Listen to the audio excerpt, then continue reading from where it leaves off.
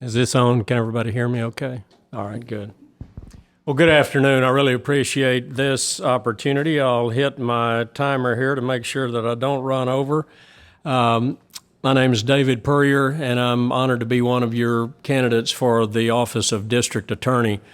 This is a critically important race for the people of Hays County. Your district attorney is, without question, the most powerful office in the county. And the reason I say that is because your DA is the chief law enforcement officer of the county. We all know that we are experiencing explosive growth, and unfortunately, with that growth comes crime.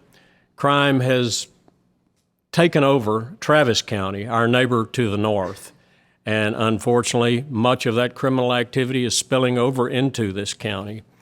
For some unknown reason, we have become the epicenter of some very tragic episodes involving fentanyl, which is coming across our southern border, being peddled by the Mexican cartel, and it's landing in the laps of our teenagers here in Hays County. We've had numerous overdoses recently.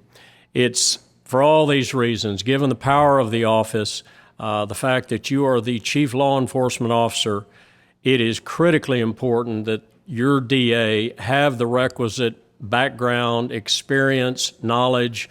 I have that experience. I have run an office of prosecutors that were more than 150 staff members altogether, some 75 lawyers.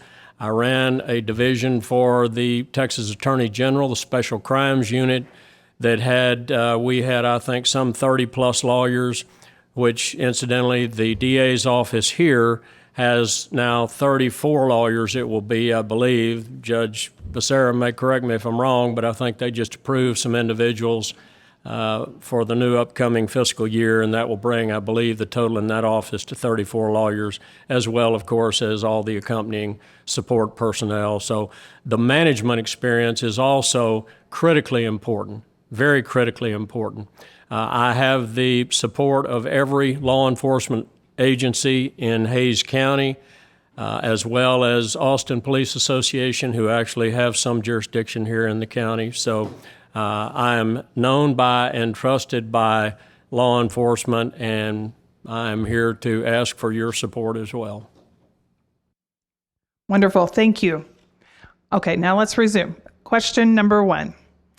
What do you see are the 3 most important issues you will focus on as district attorney? Without question, the looming issue is a backlog that is simply unacceptable. We have pending felony cases in the district courts that are 5, 6, sometimes even 7 years old. That's just simply unacceptable. Everyone involved is done a disservice. If you are a crime victim, to have to wait 5, 6, 7 years, that's completely unacceptable. That is a failure of the justice system. If you are a criminal defendant and you're actually not guilty of the charge that's been levied against you, to shoulder the burden of that pending charge for that length of time is an extremely onerous burden. If you're a law enforcement officer, to be called to the witness stand some 5, 6, 7 years after you have been involved in this arrest, after you have written your report and you're called upon to testify about something that happened 5, 6, 7 years ago, grossly unfair to our law enforcement officers. So justice delayed for that period of time is hardly justice at all. So the backlog is issue number 1. With my experience of leading offices, with my experience of actually trying cases, with my experience of having examined criminal convictions over the course of 18 years on the Court of Appeals, I have the knowledge to lead what is really a relatively young office of prosecutors. That leadership and knowledge will be critical in organizing and galvanizing that office of lawyers into a team that can effectively and efficiently begin the process of quickly working through these pending cases. And it really is, I guess, a sort of corollary to that, maybe a second issue, is there are certainly some experienced lawyers in that office, but not as experienced as what they need to be in order to deal with the rapidly increasing rate of crime.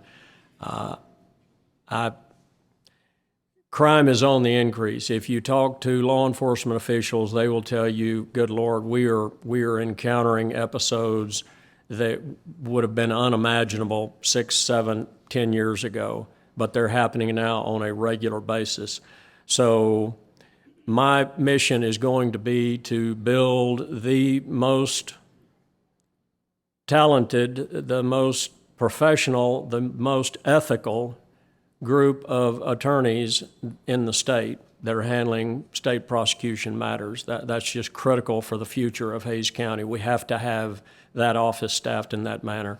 The third issue that I would identify is this fentanyl issue. And our teenagers are dropping like flies. They think they are buying pharmaceutical grade Xanax and Percocet and Adderall, but in fact what they're buying are cheaply manufactured across the border, cheaply manufactured pills, knockoff pills that contain fentanyl. Up to 35% of these pills contain lethal doses of fentanyl. And we've had many overdoses. We've had an unacceptable number of deaths. Had this Narcan product, which is basically a neutralizer for the drug. It reverses some chemical processes that are going on with the body. Were it not for the presence of that, we would have lost who knows how many, 20, 30, 40 teenagers.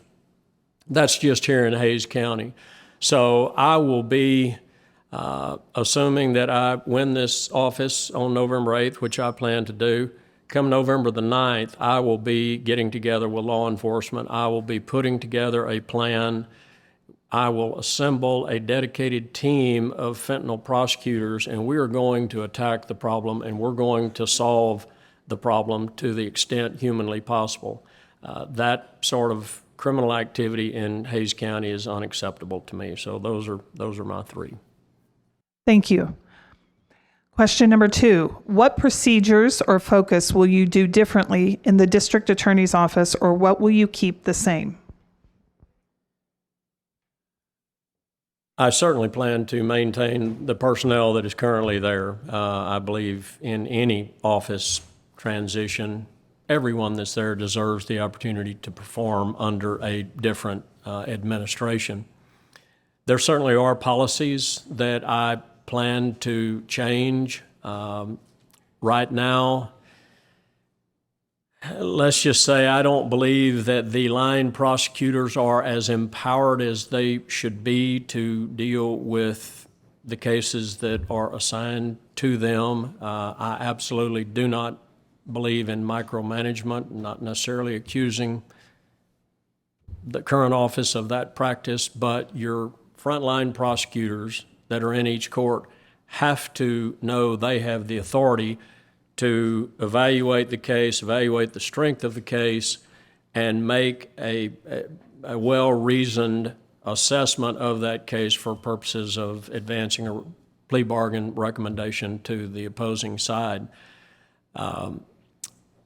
I have always been able to extract the best of my team members. I believe I have a quiet, reassuring method of management. I encourage my team members, and consequently, I always have felt like I got the best out of them.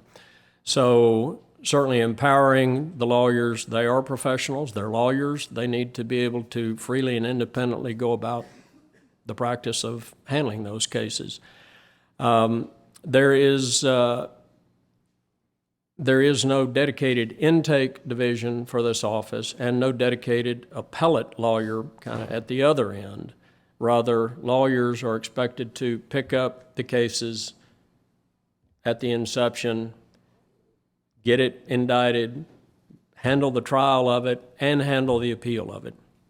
I happen to disagree with that practice. I think you are better off to have dedicated appellate lawyers, dedicated trial lawyers, and a dedicated team of what's called intake lawyers who are evaluating these cases on the front end and getting them filed very quickly.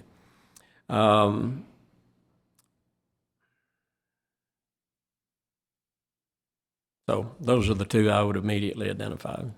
Okay, thank you. And question number 3. Has Hays County voters approved construction of the new jail a couple of years ago? As Hays County population grows, do you foresee another bond issue in the next 10 to 20 years? And if so, why? I would first say, as I stated earlier, crime is increasing in Hays County, and it's going to continue to do so, and it has to be dealt with. Having said that, I don't know and have no way of knowing at the moment how many of the people that Hays County is currently housing pending the resolution of their charges, have no way of knowing how many of those people actually should be incarcerated awaiting trial. My guess is there are quite a few, and the reality is right now, give or take a dozen or so, and again, Judge Becerra may be able to correct me if I'm wrong, but generally I think we have about 650 inmates that are being held either in Hays County or in other counties awaiting trial. That is a very expensive proposition, particularly if we are paying other jurisdictions to house Hays County inmates. So my team will be carefully and quickly analyzing each and every one of those cases. And for people who pose no threat, then our recommendation will be that they not be held pending their trial. No doubt there are some that pose absolutely no threat, in which case that burden shouldn't be placed on Hays County if they are otherwise responsible, not a threat, and can be trusted to return to the court system for disposition of their case. Okay, thank you. Now you, excuse me, you do get a closing statement if you'd like to go ahead and do a closing statement. Well, as I somewhat mentioned earlier, this is really a matter of experience and knowledge and a proven track record. As I mentioned, I served for nearly 10 years in a prosecution capacity, led 2 different agencies in prosecution efforts. I served for 8 years as a trial court judge, and I served for 18 years on the appellate bench. I know the criminal justice system. That's what is needed to come in and lead this office as we proceed into the future, a future that certainly promises explosive growth for all of us here in Hays County. We have to be prepared to deal with that. I have the leadership ability, I have the leadership experience to go in and transform this office into what we need it to be as we proceed into the future. This office is just simply too important. There is no check on the authority that is exercised by your district attorney. Absolutely none. Not the county judge, not the governor, not the attorney general of the state. So that's why we really need to be very careful in handing over the power and authority that goes along with that office. I have the track record to prove that I handle the responsibilities and the power of the offices that I have held. I've done so very responsibly and I believe very capably, and I'm asking for the support of everyone in this room to trust me in guiding that office as we move into the future. Thank you. For the last 8 years, we have had weak prosecution. We've had a troubled district attorney's office. The troubles began with inability to comply with the Constitution, specifically Brady requirements. I was asked by one of our judges to run against the current DA, who has since dropped out. And Since I decided to go ahead and do that, I've developed a platform which really focuses on three things. That is, finally bringing the DA's office into compliance with the Constitution, public safety, and fiscal responsibility. So that's going to play out in several ways. First, we're going to bring the district attorney's office into compliance with the United States and Texas constitutions. It's been 5 years since the DA strayed from the path. That is a mandatory, required move for the district attorney. Second, fiscal responsibility means I'm going to save taxpayers' money where I'm able. For example, I've proposed to stop prosecuting simple cases of possession of marijuana on which Hays County currently spends $10 million a year. That's $10 million that I will not be able to earmark for other purposes, but that the county will be able to spend in the ways it needs to. I've seen recently a lot of noise from the other side about rising crime rates. That's not on Democrats. Republicans have been in charge in this county for the last 8 years. That's on them. That's on the sheriff, the district attorney, possibly the commissioner's court. So I want to make sure that my commitment to public safety is understood as a commitment to increasing DWI enforcement and increasing the consequences for DWI. Additionally, the resources that I am able to preserve by not spending prosecutor time on marijuana cases, I will be able to spend on serious violent crime, which frankly, our current DA has done a very poor job with. I've had the privilege of being your county judge against all odds, honestly. I am former board member of my Chamber of Commerce in San Marcos, raised my family in San Marcos from kindergarten all the way through grad, master's degree at Texas State, and Bobcat president.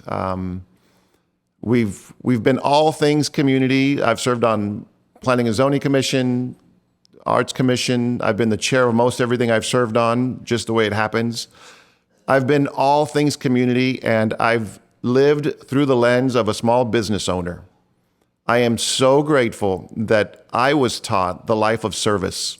My very first job was delivering newspapers, and ever since then, I've always been serving others, and it is the most rewarding thing on the planet.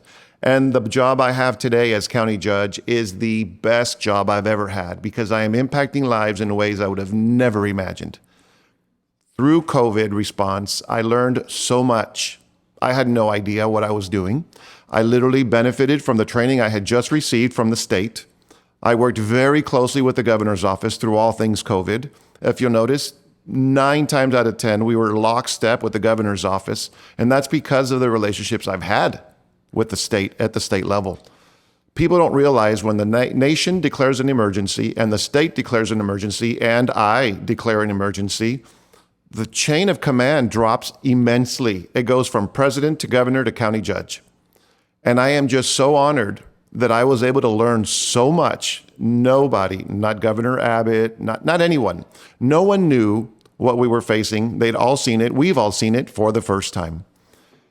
And to know and learn all the more about our community, our loving community, has been so enriching to my life that I will forever be a better soul because of it. You said 2 or 3? Okay. I will forever be a better soul because of the honor of serving as your county judge. Thank you. Thank you. Thank you, Judge Becerra. Okay, let's get started. Question number 1. What do you see are the 3 most important issues you will focus on as county judge? So as county judge, I have totally redefined, and please don't take anything I say as a snub on a predecessor, but I have totally redesigned and reinvented the office of the county judge in 2 ways: the way it deals with community and the way it deals with emergency response. You know, if there's a significant fire, for example, most recently, I'm going to be there. And the fire departments already have a running joke. You're coming to help put out the fire? And I'm like, of course not. I'm in my Sperry's. Give me a break. But I do love the idea of folks understanding the communication that should be given to the community. We had a Wimberley Valley fire that many people were calling me about, and they're like, what's going on? We know nothing about this. All we know is zero containment, it's spreading fast, and evacuations are looming in the conversation. I said, I don't know, but I'm watching it too, and I'm on my way. I will let you know as soon as I find out more. And as a director of emergency management, I literally drove past the media line, drove past all of it, all the way to incident command. And I know enough to know I know nothing. I come in as humbly as possible, simply asking, when you're free, update me. And I said, take me to the front line on one of these incidents. And I said, show me what's going on. I want to see it. I want to understand what's going on so I can convey it to the community. So the communication for emergency management, the communication that I've shared with COVID response, the communication literally is such a big deal when people are nervous, when people are scared, when people are mad. And so I want to continue to expand and further develop, along with the support of the state, on emergency management response. And number two, I'm looking at you in case I'm over talking here. And number two, the other part that is really already touched on, and thank you for that, I really do appreciate it, modernizing our justice system. It is absolutely a fiscal failure, absolutely a mess. I can go on or I can stop. Just wrap it up. Okay, so what I'll do then is say that there are so many things we can do. Governor Perry created cite and release, 7 citable offenses that we're not maximizing. There are ankle monitors for those that just don't need to be sitting in jail for nonviolent offenses. So there are many things we can do, but in the meantime, we are burning more than $15,000 a day outsourcing inmates needlessly, and it's a real waste of taxpayer dollars. Thank you. Question number 2. Traffic is a major concern here in the Buda-Kyle region. What are your plans to address this issue? I believe that type of communication and planning needs to be regionally done. I am a huge supporter, and I said this in 2018, and I was surprised. I was ready to take arrows because one thing you'll learn about me is you're going to know where you stand and you're going to know how I feel. Whether you like it or not, we're going to talk. Because I've been married 30 years, I don't have a problem with not agreeing with someone. It's like my wife and I don't agree on everything, and we're okay. And so I believe in light rail. I believe that we should put a rail system from San Antonio to Austin and beyond to move people in ways that we can benefit from the labor force. Those kinds of conversations need to be done regionally. And what is most important is for us to solve all of our problems regionally. One very simple one that I can come to mind is the 45 connection to 35.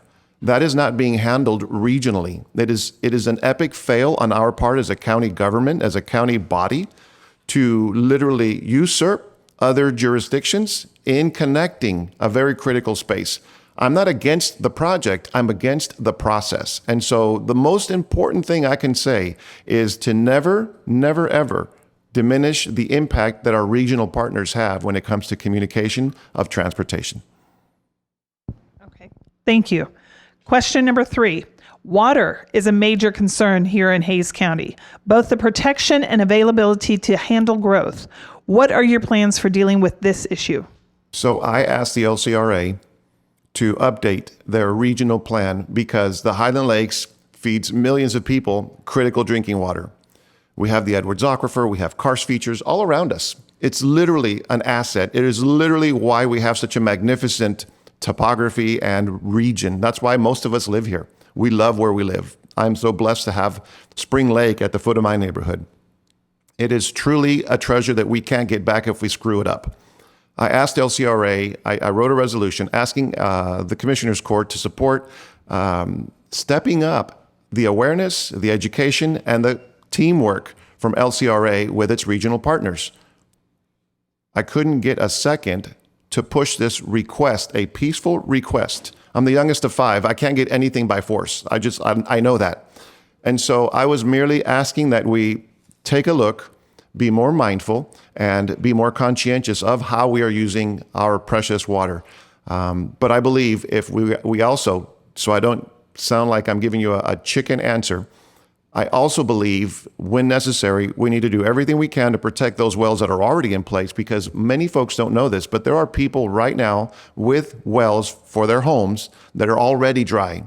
People don't know that, and it's real and it's happening. And my hope is to help encourage municipalities to redesign things and design medians and yards so that we stop planting things that are so water dependent. Thank you. Now we'll go ahead and give you a closing argument. 2 minutes. Remarks. So my biggest asset is that I come from a background that is serving people all my life. My last job was a baker, baking cinnamon rolls. I've had a hard time. When we first got married, my wife, 30 years, I didn't have enough money to buy milk. I know what it's like to be broke. That's why, as the chief budget officer, I proposed and we passed the lowest tax rate in 30 years. And just 3 weeks ago, we passed the lowest tax rate since '88. That's because I'm leading the charge, because I know how hard it is for folks living on a budget, living paycheck to paycheck, because that was me. And I know what it's like to struggle. And so I'm doing everything I can to represent and lead in a way that is, I've walked a mile in your shoes, and I understand how broken so many things are within our systems. And that's, I believe, my superpower and my strength. Because if you can't relate to your citizenry, what are you doing? You're walking numb. Thank you. Thank you again. And I cut that one short for you.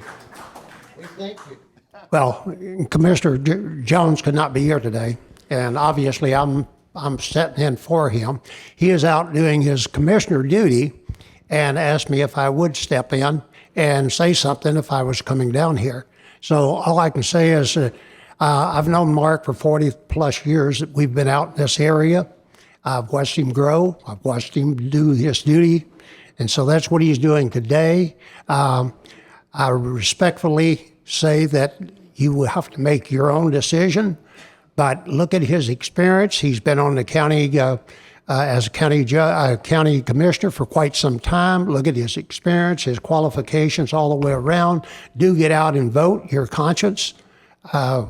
He's grown up here, lived in Kyle. I've known the family, and I think that he is qualified. So I can't answer any questions. Thank God he doesn't want me answering any of his questions. I'm pleased to be able to be here, and I yield my time back in case, my daughter has questions that she can ask the present county judge. Again, I apologize for not being able to be with you at the luncheon today. I serve the Hays County on the Capital Area Housing Board, and we do workforce housing, and we closed on 3 different deals to get workforce housing in the Central Texas area. So that's one thing that I have a passion about, and that's one thing that I'll continue to work to make sure we have more affordable housing for the people in Hays County. The other thing I have is the transportation. That's one of my big passions, and it's something that I've done over the last 12 years, making sure that our roads are safer and that we are trying to keep up with the growth as best we can. We're never going to get ahead of it, but at least, at least try to get as much of it done as quickly as we can and try to get out there in front of it as much as we can. So that's why you see us, the 1626, the Daisy lanes, the Highway 21. So we're looking for safety measures. I think I'm the best candidate for that. I'm one of the officers on Campo, and Campo is the one that's responsible for distributing the federal dollars for all transportation projects in Central Texas. So transportation, and then public safety and law enforcement are another big a passion of mine also. I'm the candidate that's been endorsed by every, the FOP, the CLEAT, every law enforcement agency, the fire chiefs, the mayors have all endorsed me, and I think it's because they've seen over the last 12 years how much support they've gotten from me as far as law enforcement and law and order and trying to make our county as safe as possible. And then lastly, we'll be working to conserve the water area. The water we have in Hays County is limited, and we're going to do everything we can to keep pushing our parks area, our open space areas, trying to incentivize rainwater collection and any other tools that we have to conserve that precious commodity of water. So that's why I'm running, and I appreciate your vote this coming November. Good afternoon, everybody. I'm Terry Cummings, Buda City Council, Single Member District C, sitting in for Daphne Tenorio. And she gave me a statement, and it's in her voice. So, my name is Daphne Tenorio. As a Kyle City Council person, I made tough decisions on the budget. I consistently voted for lower budgets. Sometimes I was the only one to vote for those. You work hard for your money, and you deserve to have somebody on your side. During my time on council, I was elected the first female president of the Association of Municipal Hispanic Officials. I also served on the Texas Municipal League Board, an organization that represents the interests of Texas cities before the legislature and provides training to office holders. And thanks to my experience as an accountant, small business owner, I have experience understanding budgeting and fiscal soundness and those procedures, all key ingredients for the office of Hays County Treasurer. My skill set includes basic and forensic accounting, auditing, both governmental and small business and corporate, payroll, and investments. Let's talk about investments. A governmental agency works with investment groups. Relying on their skill sets, it will be great to have a seasoned treasurer with the knowledge and ability to research and identify good strategies. As small business owners, we know how hard it is to make our money and survive in good times through pandemics. I look forward to using my training to move our county into the future. The first priority is making all of our fiscal transactions readily and easily available to you so that everybody can see what our county is spending money on. Timer didn't go off. My contact information is available on website daphnefortreasurer.com. Thank you. I said it, and then it doesn't go up. All right. With you, Brittany. Thank you. Terry, you can go ahead. We'll let Terry exit. My name is Brittany Bolton Ritchie. I am your current elected Hays County Treasurer. And yes, I have worked in the Treasurer's office for 32 years. I started when I was 2. But I've had a very wonderful career there. I worked for 2 prior county treasurers who were amazing stewards of your money. After Michelle Tuttle retired, I ran for office and was elected in November of 2018. I was certified to do your county investments beginning in 1996. So I have handled your county portfolio at that point forward. I attended Southwest Texas State University at that time. Now it's called Texas State University.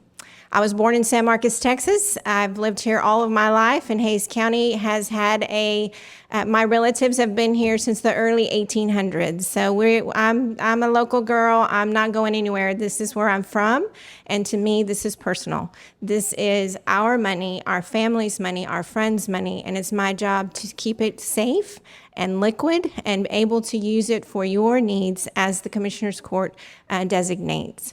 So I appreciate the opportunity today to come and speak to you. Thank you. Okay, let's give her a round of applause. We'll go ahead and get started. Question number 1. What do you see are the 3 most important issues you will focus on as county treasurer? So absolutely. We have a lot of issues in the county treasurer's office. I would say the 3 most important issues we have are our current economy, making sure that we can earn some money in your investments. In my tenure with Hays County, we've never lost a dime of your money, and I intend to keep that moving forward. We are always meeting our benchmarks. We keep it safe, we keep it liquid so that you have it for your future. That is an extremely important thing, especially with the looming recession that we all believe is coming. Secondly, I think fraud prevention. That's one of my number 1 targets. We look at our accounts daily. I have software that helps us. I have a certified fraud examiner that works for me. We look at every payment that goes out, making sure that it's going out to the right accounts. I have strict protocols when it comes to direct deposits. I make sure that we're not sending money just randomly by somebody's email. Things like that can happen, and that's one of our big things that we have to deal with. And thirdly is providing that information to you. The county has a financial transparency page that I co-own with our county auditor. In fact, our whole county website's getting ready to be updated within the next few weeks, and that's exciting because it'll be even more interactive than it has been. So those are my top 3 priorities for you. Thank you. Okay, question number 2. What safeguards does your office have to make sure county funds are spent properly? So the Commissioners Court establishes our county budgets. They also approve our invoices. As your county treasurer, what I'm supposed to do is review all of those invoices as they're processed. They're processed through our accounts payable department and the auditor's office. I review all of those payments. I have someone in my office that looks over them for fraud prevention measures. I also make sure that the money's available to pay all of those funds. So that's part of keeping your funds liquid in investments. We have to make sure it's available as those expenses come along.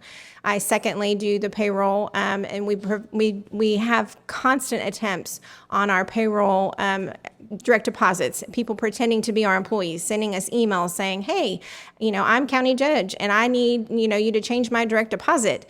That's happening since 2020, and it happens daily. So we have strict protocols when it comes to direct deposits. Any type of wires that we do are all verified very, very well. We don't want to fall into that trap. We check every single check that hits our account daily. We look at every transaction daily, and I have 125 accounts with thousands of entries. So it's a lot of work for us to do that, but it keeps the money safe, and that's my main priority. Thank you. Question number 3, the Texas legislature meets next year. Are there any rules or law changes you would like to see made to make your office better?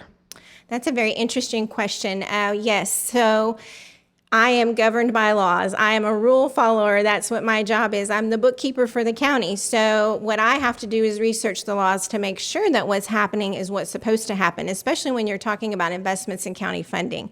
There's all kinds of laws related to our bonds. There's all kinds of laws related to many, many things. So what I'd like to say mainly is things that I don't want to see.